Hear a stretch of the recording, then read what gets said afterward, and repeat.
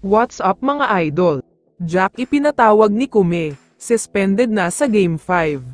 Pero bago mo sana ipagpatuloy ang panonood mo, ay huwag mong kalimutan na mag-subscribe bilang suporta sa aking YouTube channel. Maraming salamat idol. Sa wakas ay nakaisa na din kahit papaano ang Northport sa Ginebra, matapos nilang talunin ang mga ito sa Game 4. Ibang klaseng Northport ang napanood nating lahat dahil lumabas na ang dating laro nila tulad noong elimination. Mas mabilis na takbo, mas aggressive sa depensa pati na sa opensa, kaya naman nahirapan ng husto ang Ginebra.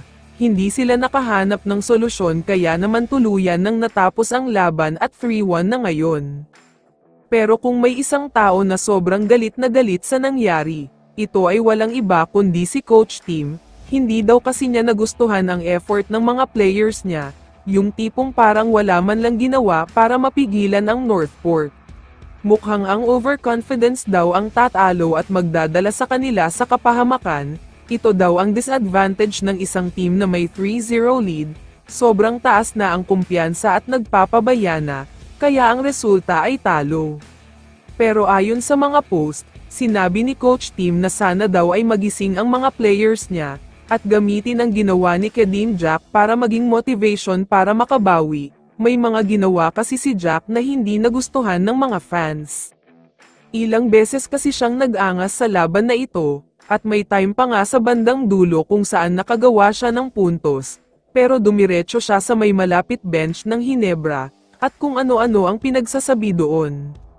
Kaya naman ayon sa multiple sources, hindi daw natuwa si Kume Marshall sa asal ni Kadeem Jack, mayabang at tila nag-aamok pa ng away, isang bagay na medyo naging strict na ang PBA dahil posibleng mag-cause ng away.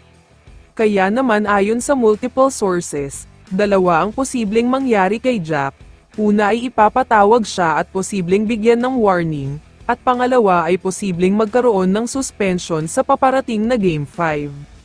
Big problem ito para sa Northport, dahil nga siguradong mawawalan sila ng isang player na umi-score ng 30+ points kada game, mahihirapan na din silang makabalik pa sa serye dahil wala ang pinaka-main player nila.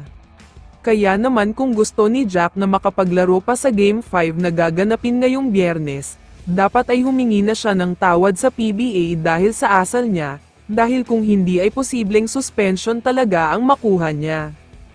Kaya naman kung ikaw ang tatanungin idol, ano ang masasabi mo sa balitang ito? I-comment mo naman ang sagot mo sa tanong na ito. So dito na nagtatapos ang video na ito. Maraming salamat sa pagsuporta at panonood mga idol. Ingat at bye-bye.